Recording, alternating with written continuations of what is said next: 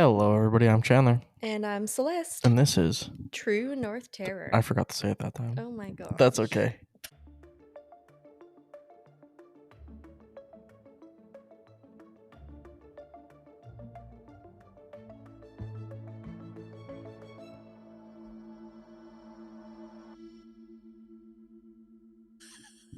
Welcome back, everybody. It's been a long day so far. Yeah, We're 3 episodes deep. Yeah. It's a Saturday session. morning. It's a session. My brains are starting to. My brains. I have more than one. My brain is starting to mush. It doesn't help that I am fasting. No. You need some nutrients. Ooh, excuse me. I've got a cool episode to cover. I'm pumped because I recommended it. It's gonna be cool. It's gonna be very cool. We're gonna talk about the tunnels under Moose Jaw.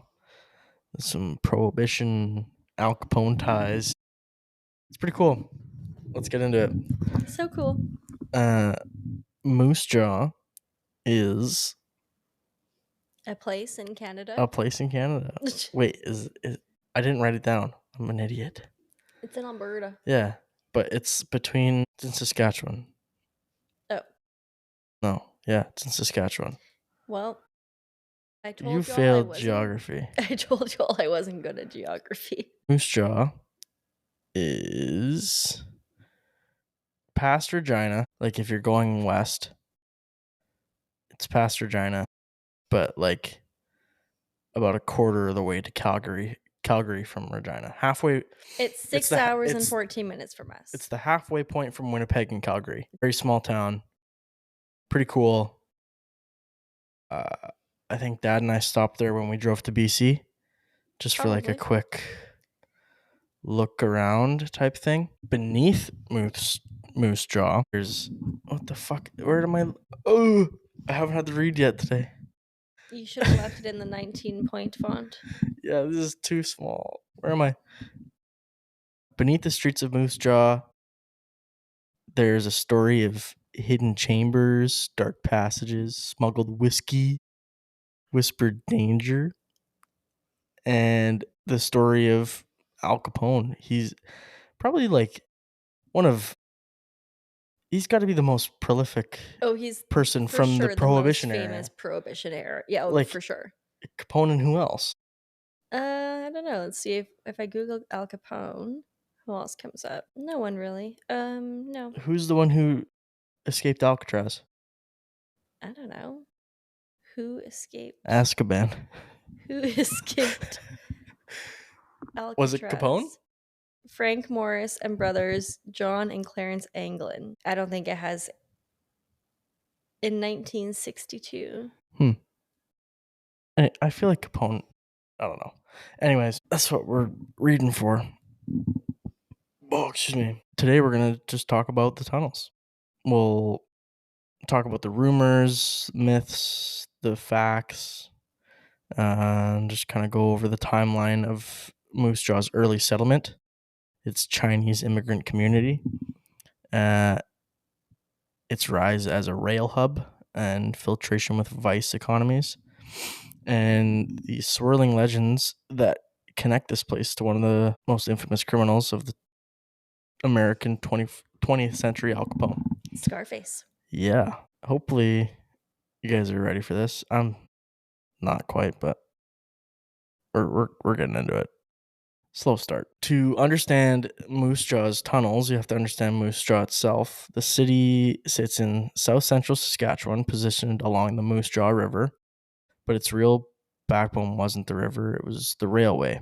In the late 19th and early 20th centuries, Moose Jaw became a rail crossroad. Steam engines, freight cars, passengers, workers, goods, and contraband alike all moved through there. The Canadian Pacific Railway reached Moose Jaw in 1882, and with it came industry, opportunity, and a swell of new residents. The town grew faster than many on the prairie. Storefronts rose along Main Street, hotels popped up for transient rail crews and businessmen. Saloons, lots of them, opened to quench the thirst of thousands. For a town of its size, Moose Jaw always punched above its weight. It was busy, rowdy, really profitable, sometimes a little rough around the edges. And like any place with rapid growth and mixed populations, a different kind of life grew beneath the surface. I'm picturing like an old timey Western movie. Yeah. Well, kind of. Yeah. It's prairies, right? Almost literally. Layers of basements, connected storage spaces, heated tunnels, steam lines, and work areas snaked beneath blocks of downtown. But like, why? Because you can. But yeah, it's just like so weird. Why'd we have these tunnels? Well, steam lines and storage. Like, we couldn't do it here because our ground is so shit. But in Saskatchewan, they have the capability for it, so why not? Interesting. Because you could like store like wine cellars and shit. Like, Yeah. Fair. that way it's Anything for the out of wine. sight, out of mind. It's never out of mind. No, wine, no. Most prairie cities had them, but Moose Jaw did something with its underground spaces that nobody else quite matched. So we'll talk about the communities who lived there, especially the Chinese community whose stories became tied fairly or unfairly to those underground spaces. The story of the Chinese immigrants on the Canadian prairies is a complex one. Obviously, lots of hardship, resilience, community strength, and unfortunately the racism baked into Canadian policy at the time. Mm-hmm. Chinese laborers were essential in the building of the Western Railway links. They worked some of the most dangerous sections, and they were paid less than the white workers. Of course they were. Yep. They faced discrimination before they even arrived. The head tax imposed in 1885, raised in 1900, and raised again in 1903, was designed to discourage Chinese immigration altogether. But they came anyways, establishing laundries, restaurants, small shops, and boarding houses across the prairies, including Moose Jaw. These businesses were often located in basements or small buildings along River Street and Main Street. Here's where popular story and verifiable history diverge.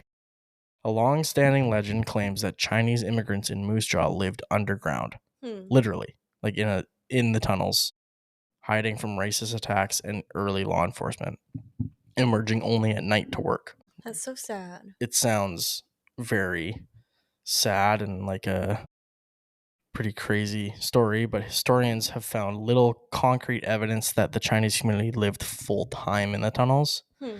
What's far more likely is certain basements and connecting service corridors were used periodically for storage, for work, and for safety during periods of tension. Can you imagine your basement just like connecting to another something? Yeah. Like, that's so sketchy. Like, I get weirded out when I'm in a hotel and the doors, there's like connect to another room. the adjoining doors. Yeah. Like, that's weird to me. Yeah. Probably because I watch too much TV. And I feel like Dexter gets into someone's room to kill them. But also, those during were like that. the coolest rooms when you were kids. Oh, 100%. The parents would be in like one room and you'd be in the other. Mm-hmm. But then they can yell at you easier if you're making noise. Yeah. Obviously, the town wasn't free from tension. Anti-Chinese sentiment was widespread. Chinese laundries faced harassment. Chinese workers often lived in the cheapest available housing, sometimes in the basements or shared rooms, or even buildings where the only affordable space was below ground level. Those basements may have had narrow connecting passages because many buildings shared heating or steam infrastructure. That reality gets softened or dramatized or rewritten in modern retellings. Instead of Chinese workers sometimes lived or worked in basements, the story turns into they lived in a labyrinth where they hid from the mob. Yeah. It's a little different, right? Yeah. Like, it's It's based off of truth. And it could be true, but the documentation just isn't strong enough to Yeah. support like being 100% one way or Yeah. 100% the other way. It's just there's just not enough proof either way. That said, discrimination was a fact. Violence was a threat, and police raids were real. And if someone needed a safe place to hide, a basement with multiple exits connecting to other buildings' lower levels would absolutely serve that purpose. Ugh, it's so freaky to me. Mm-hmm. I don't like that. So the underground wasn't like a city, but it was pretty useful. And it set the stage physically and socially for the stories that would emerge later. Now let's move into the years when Moose Jaw's tunnels took on an entirely new life during Prohibition. The fun part. This is where they became useful. Yeah, instead of racism. Yeah. Yeah, it's crazy how, like, I remember learning about the railway as a kid in school. And they're like, yeah, like anytime there was dynamite or anything dangerous, they just sent the Chinese workers to do Yeah. it. It's like, that's fucked. Yeah, like fresh take, all people are the same. Yeah. Like everyone should be treated the same. Don't matter what color your skin is, you should work safely. Sometimes someone's got to do dangerous shit. Just find a safe way to do it. Doesn't matter who does it. Yeah, exactly. Don't just automatically be like, well, you're Chinese, you go ahead. Yeah. Like, fuck. Your life means less. There's probably like a lot of like, you commie bastard type shit too, right? Yeah. Or it's like that kind of mindset. But I mean, if they're coming to Canada, they probably don't want to be communists. Yeah, exactly. Like they're They're fleeing trying their to country get out for of a there. reason. Yeah. China in the 1800s was probably pretty fucked. Yeah, probably not a good time. No, that's Japan. I was thinking of the boy or girl baby rule. Oh, no, that was in China. Yeah. Yeah, no, never mind. China When was that? one child rule. 1979 to 2015. What? Oh. Yeah. Yep. I'm talking about when they would, like, depending on the gender of the baby, they'd kill it. Oh. Well, it was still preferred to have males during this time, but Yeah. I don't know about that. China. I don't know what to search. I don't know either. Anyways, we're getting off track. To understand Moose Jaw's role in Prohibition, you need to remember that Canada and the United States were never aligned in their Prohibition laws. They overlapped, but not neatly. Saskatchewan's provincial Prohibition ran from 1917 to 1924. 7 whole years? Crazy. Yeah, and then full Prohibition lifted. But liquor remained heavily regulated. Meanwhile, across the border, the United States was dry federally from 1920 to 1933. Holy. Yep. 13 years of dry. That mismatch made Canada an incredibly convenient supply source for American bootleggers. Ooh, yeah. Suck on that, Trump. Mm-hmm. And Moose Jaw was perfectly positioned. The Sioux Line Railway ran from Moose Jaw straight into North Dakota and Minnesota. Freight moved constantly, and nobody checked every crate. For criminals, smugglers, and opportunists, this was irresistible. Yeah, no kidding. Why wouldn't you?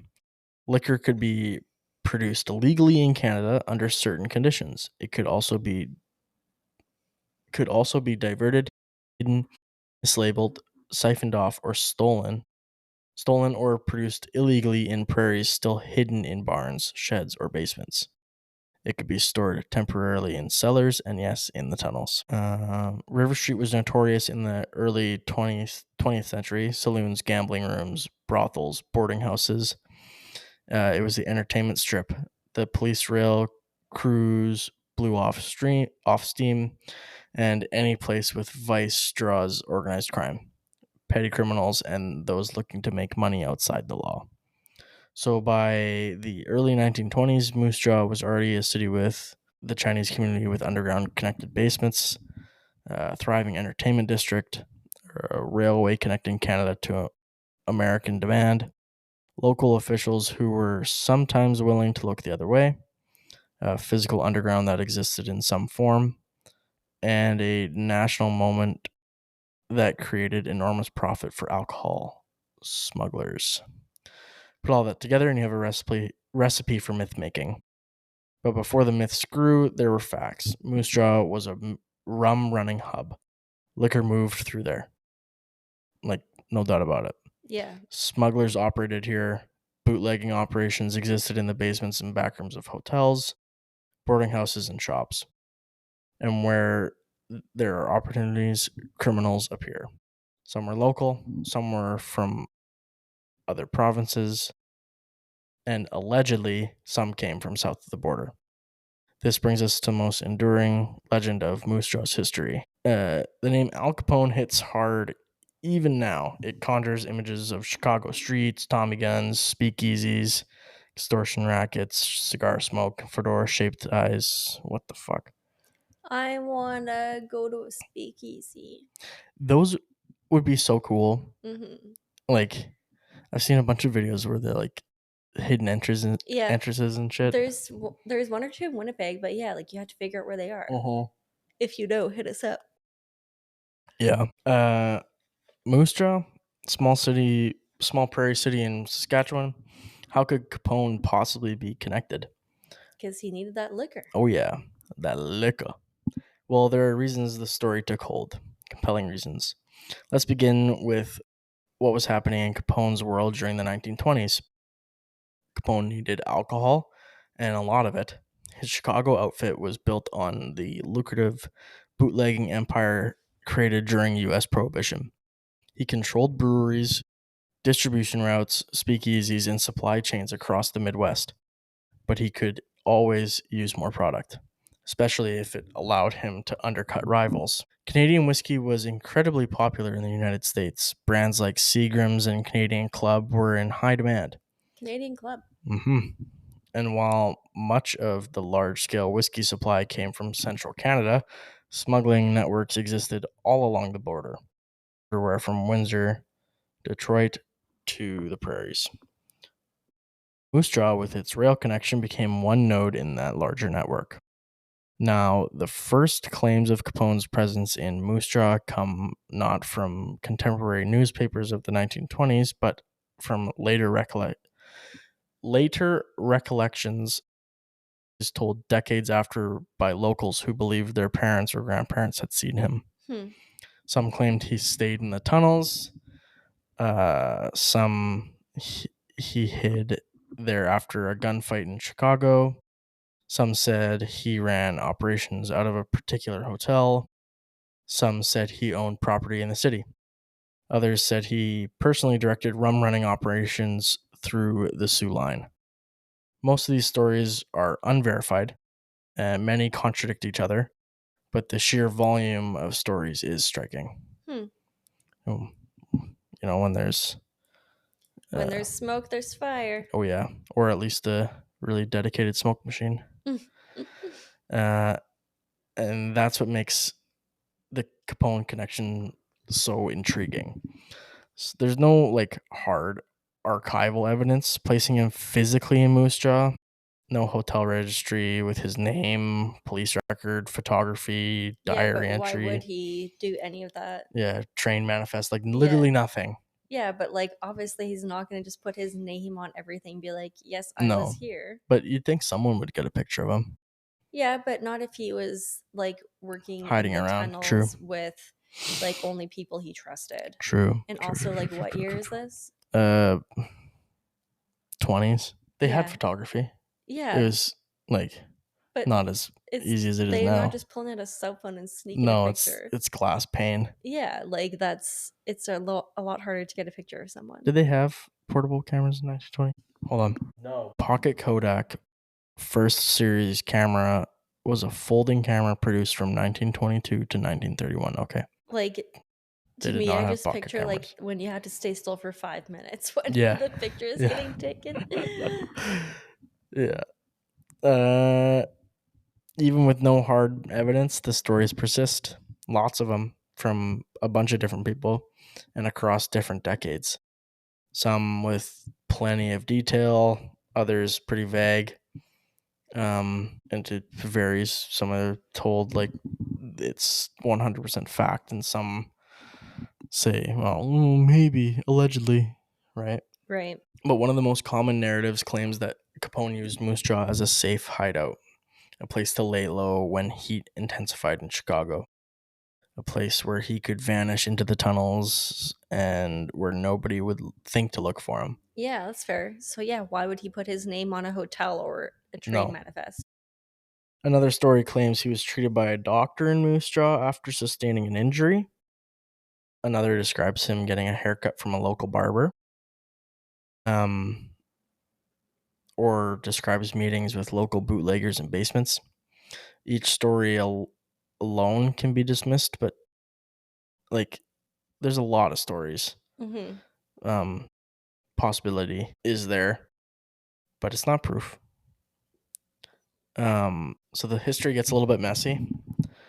Could Capone have traveled to Moose Jaw? 100%. Would he have done under his own name? No. No. Would he have traveled openly? No. No. He would have traveled discreetly using aliases, especially when law enforcement pressure increased. Would he personally manage supply chain operations? It's possible. Capone, sometimes travel to enforce loyalty or negotiate deals. Is there conclusive evidence? None has surfaced.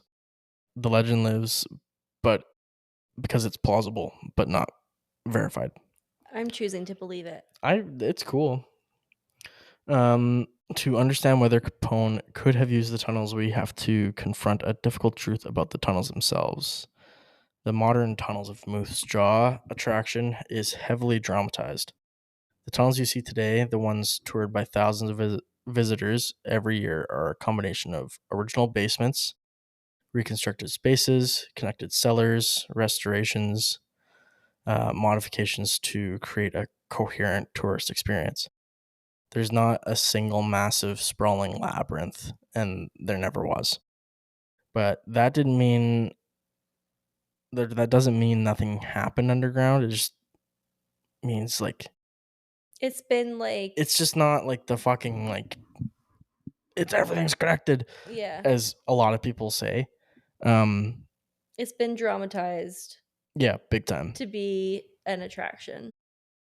Uh Historically what existed is storage basements, utility corridors, steam tunnels, maintenance passages, crawl spaces that connect, work areas for heating systems, and occasional expanded basements used for business operations. These are all practical physical spaces, um, super dim, not very grand or anything, but super useful. Imagine a series of basements that could be navigated with local knowledge. Imagine a few connected buildings, each with its own small addition, a place where authorities rarely checked, and a supply cache where smuggled liquor could be hidden for a night or two before being placed onto a train. It doesn't need to be a huge city to make it work, but it functions as a little storage network. The attraction uses actors, props, and set dressings.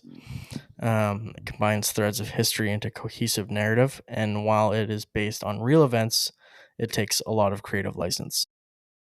But those core underground spaces were the perfect environment for illegal storage, or small meetings and smuggling. And it was like right adjacent to the railway, so there's just quick pop up. Yeah, that's Throw your crate on and be gone. I mean, as long as no one checks that cart, right? Talk about what's going on above ground, particularly on River Street. River Street in the 1910s, 20s, and early 30s was infamous. The kind of place that earned nicknames whispered on rail lines and in taverns It was called the Red Light District, the Sin Strip, eventually Little Chicago. The area was very dense with hotels, brothels, gambling parlors, saloons, boarding houses, restaurants, storage sheds, bathhouses, laundries, and clubs of varying legality. This was the social underground. What the fuck? Words. This was the social underground of Moose Jaw. Loud, crowded, chaotic, and entirely above ground. Um, police presence was inconsistent. Some officers were diligent, others were overwhelmed, and others were perhaps paid to be less diligent. With thousands of transient workers passing through the city each month because of the railway, creating order was quite difficult. Crimes ranged from petty theft to serious assaults. Alcohol was everywhere. The vice economies flourished. And in the environment, rumors took foot if someone wanted to tell a story about a gangster hiding in town or smuggling or a smuggling ring meeting in a basement. River Street was the perfect backdrop. It's just I cannot stop like picturing like just an old western. Yeah. It's like brothels and saloons. Yeah. There were also documented criminal groups, local ones, regional ones, and ones with ties to the US, who operated in Moose Jaw's vice economy. They controlled gambling, prostitution, and liquor distribution. Capone didn't need to be here for criminal influence to exist. Moose Jaw had its own infrastructure. So, I mean, it makes Capone being there more believable if it's such a fucking hub, right? Yeah, I agree. And where is Moose Jaw in relation to New York. Chicago? Chicago? Oh, he's born in New York, I think. Or maybe he died in New York. 17-hour drive. A train? No train. No train now. No. No train on Google Map. But a 17-hour drive. That's not crazy. The presence of real criminal networks makes it easy for people to imagine that the most famous gangster of the era must have been involved. It's a psychological pattern seen in many places. When a community has a proximity to crime, even small crime, the biggest name in crime gets attached to it. But that doesn't automatically mean the biggest name actually appeared. Still, the conditions were right for collaboration. Canadian bootleggers definitely supplied American gangs. Rum running between Saskatchewan and the US was real.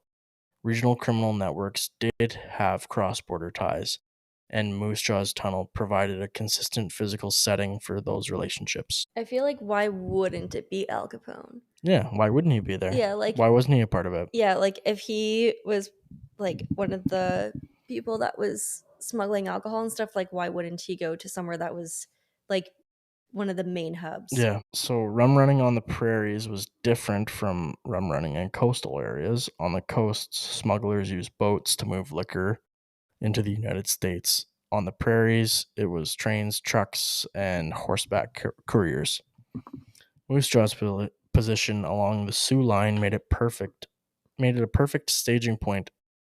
Alcohol could be. We covered this. Yes. Small-time smugglers also played a role.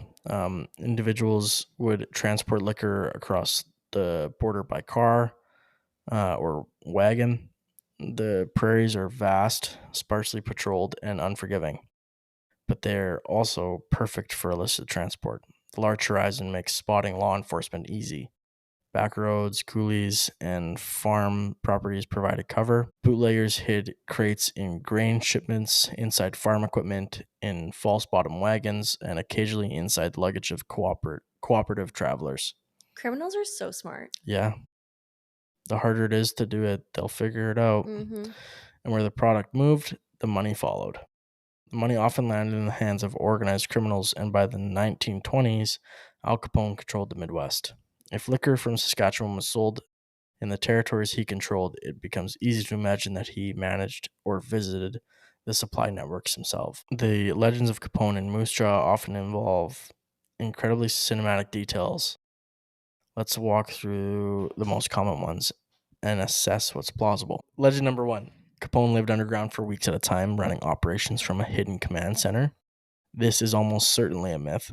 Capone was a very busy man, and he was rarely away from Chicago for long. Yeah, I can't see him just like sitting underground for weeks at a No. time. But could he have stayed briefly?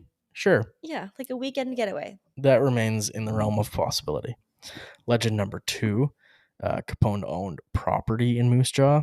There's no documentation of this, no land registry, no deed, no record. But it But he could have been wouldn't under use an his alias, name. so Yeah, he wouldn't use his there's name. just no way to Confirm it. prove it. Mm-hmm. Legend number 3. Capone had a secret tunnel escape route from a hotel. This one blends fantasy and plausibility. The hotel tunnels today are part of the attraction, but historical records do not show a personal escape system built for Capone. Yet there were basements, there were multiple exits, smugglers did use them. So why not Capone specific? Yeah. Hidden exits were real. What is Wybie doing? Just scratching. Just making biscuits. Legend number 4. Capone shot someone in Moose Jaw. This is almost certainly untrue. There is no record of violent incident involving an American gangster of his stature. Moose Jaw newspapers were active at the time, and a major event like that would have been covered. Legend number 5. Capone used Moose Jaw as a medical hideout after being wounded. This story comes from later recollections, and while it's colorful, no hospital or doctor's records confirm it. Could have been an alias too. Yeah, exactly. However, Capone did occasionally vanish from Chicago when heat rose. The idea that he might recover away from scrutiny is not absurd. Legend number 6. Capone coordinated rum running directly from Moose Jaw. Again, no evidence confirms it, but liquor did move through there, and the networks Capone relied on did involve Canadian suppliers. The truth likely lies between outright denial and full legend. Like, the fact is, all these things did happen. It's just kind of hard to find the actual truth. Yeah, it's like all these things happened, but was Al Capone involved? Yeah, Which I'm still choosing to believe yes, he was. I would like to think so. It's fun to think so. Moose Jaw doesn't need Capone to be fascinating.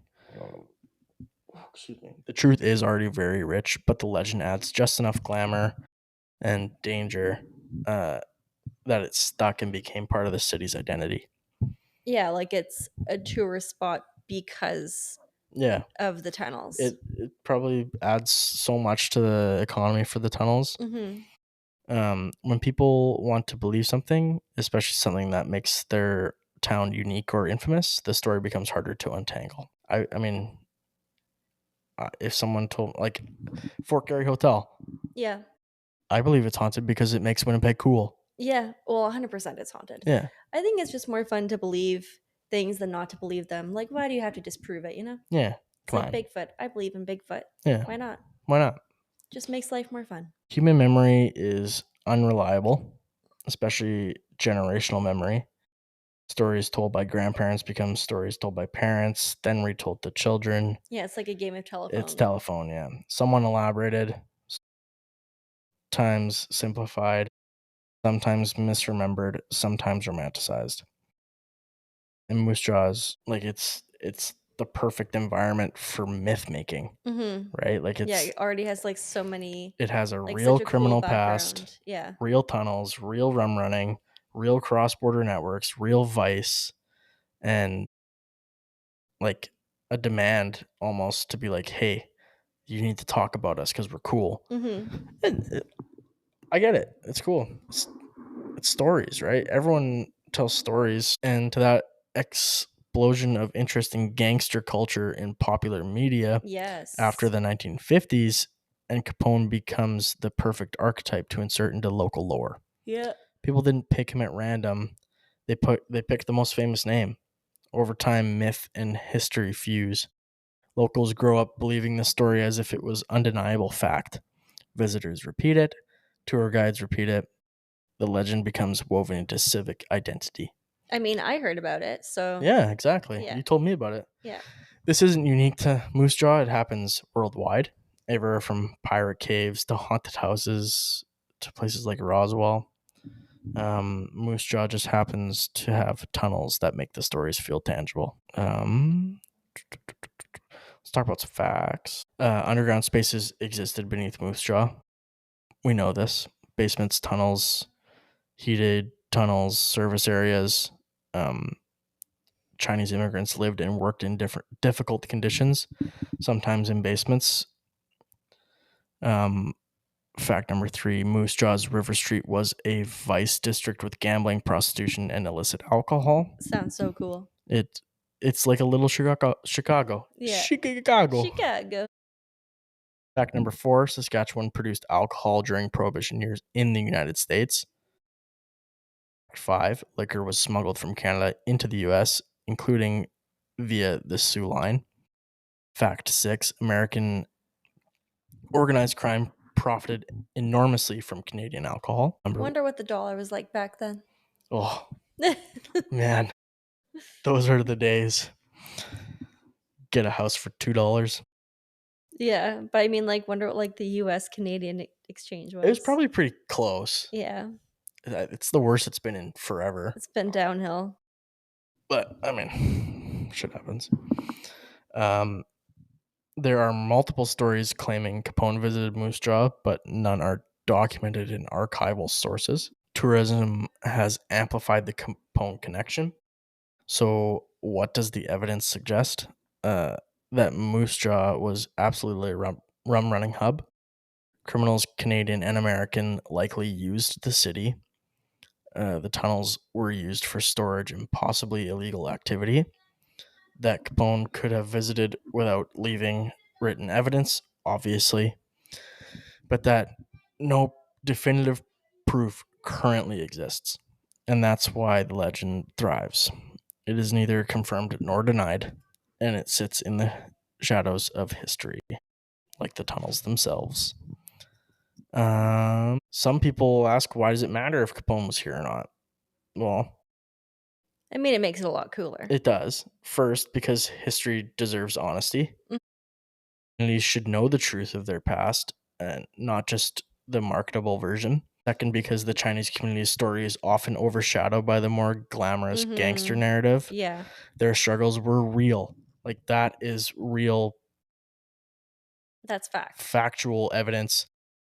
They had a very painful and deeply meaningful time as a community. Reducing them to background characters in a Capone drama does them a disservice. Yeah, that's fair.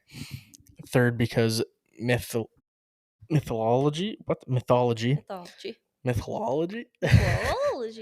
can reveal what a community wants to believe about itself, about its identity, and about its uniqueness. Fourth, because Moose Jaw's underground is symbolic. It represents hidden truths, forgotten histories, erased stories, the parts of the past that we bury, sometimes intentionally, sometimes accidentally. And finally, because legend tells us something profound about North American memory. We crave good stories. True. Stories of danger, intrigue, mystery, stories that make us feel connected to something bigger. And the tunnels under Moose Jaw offer exactly that. Tourism has played a huge role in shaping the narrative. The city's decision to embrace its underground lore was economically sensible and highly successful. Thousands of people visit the tunnels every year. They take the Chicago Connection tour. They hear the Capone stories and they see the dramatizations. But at the same time, this raises ethical questions. Is it right to embellish history for entertainment? When does interpretation become fabrication? When does creative license risk distorting real struggles? I think that as long as you're like disclosing that it's not like actual historic fact, Yeah. then it's okay to say to embellish a bit. Yeah. And as long as you're being And you're also including all the other actual historic facts. if you're being inclusive and covering the Chinese Canadian struggles, Yeah. then I think it's okay. Yeah, as long as you're not forgetting the other people in the story. Yeah. The best way forward is to acknowledge both, right? Like the tunnels as a real historical infrastructure and the tunnels as a modern performance space. The underground as a useful storage area for smuggling, and the underground as a canvas for storytelling. Let's answer the question directly. Could Al Capone have visited Moose Jaw? Yes. Did he need Canadian suppliers? Absolutely. Everything we've covered, I believe. Yeah, I think that like he was the biggest guy in the biz and he didn't use one of the biggest like resources. Yeah, it would make sense if he didn't use one of the biggest hubs. No, I agree. Like, it all the evidence points towards it. It's just kind of lame that we don't have concrete, actual evidence, Yeah, which but I'm could have been sure he cool. was like had so many Oh, aliases. 100%. Or if he could have even like sent people for him, Yeah. like some of his enforcers or Yeah, like whatever. just because he didn't come, like even if he didn't come himself, like the fact that he would have sent like any of his gang members to come is still cool. Yeah, I believe he's fully connected to that. Oh yeah. It's Me pretty too. cool. Yeah, it's a cool story. I wish there was more More evidence, evidence. but hey, that's what it is. It makes it kind of fun when it's not like 100% concrete too. Yeah. Then there's a little bit of mystery. Yeah. It But makes it yeah, a little more fun. thank you guys for listening. Stay spooky, True Northers. Terror is closer than you think. Very nice.